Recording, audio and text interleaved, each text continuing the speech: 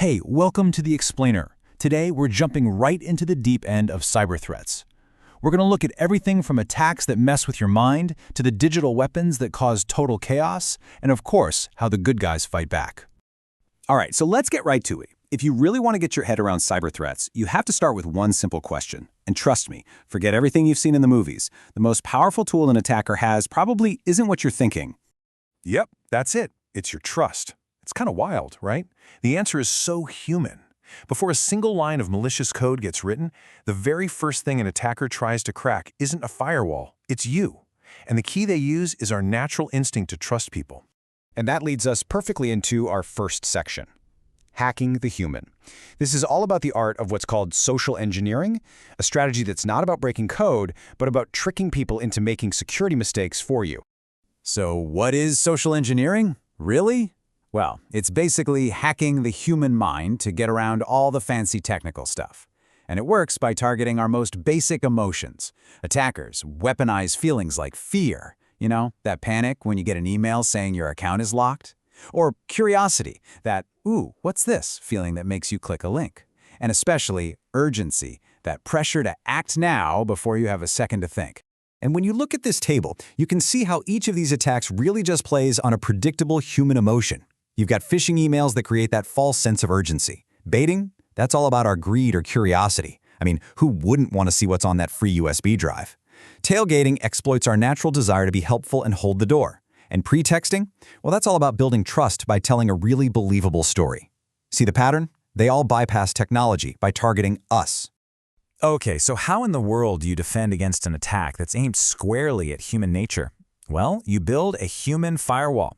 And this isn't about some new software. It's about constant training, having really strict rules for verifying who's asking for what, and honestly, just fostering a healthy dose of skepticism. It's that zero trust mindset. Always verify before you trust. So, once an attacker has tricked someone and gotten a foothold, or maybe they just decide to go for a direct assault, that's when they open up their technical toolkit. And that brings us to our second section, the actual weapons of digital disruption.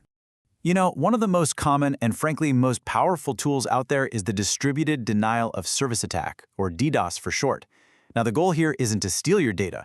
It's much simpler. Create a digital traffic jam so huge that it completely shuts down a website or a service, making it totally useless for legitimate users. So how does this even work? First, an attacker builds, or more likely, rents a botnet. And a botnet is just a huge network of infected devices, computers, servers, even smart home gadgets. To give you some scale, the infamous Zeus botnet at its peak had control of over 3.6 million computers. So it's just one command, this giant zombie army floods the target. It lets one single person wield the power of thousands. And believe me, the real-world consequences are just massive. Take the Mira botnet attack. The crazy part is, it wasn't made of powerful servers. No, it was an army of everyday things, like security cameras and home routers. All infected because people never changed the default passwords. This attack was a huge wake-up call. It showed how even the simplest, most insecure devices can be turned into a weapon to take down huge chunks of the internet. So spotting one of these attacks early is absolutely critical. The signs usually look like really bad performance issues. Your whole network slows to a crawl, you can't reach a specific website, or your server starts screaming for help with alerts about maxed out CPU and memory. The trick is learning to spot the difference between a busy day and an all-out digital assault. So how do you fight back? Well, defending against a DDoS attack requires a multi-layered game plan.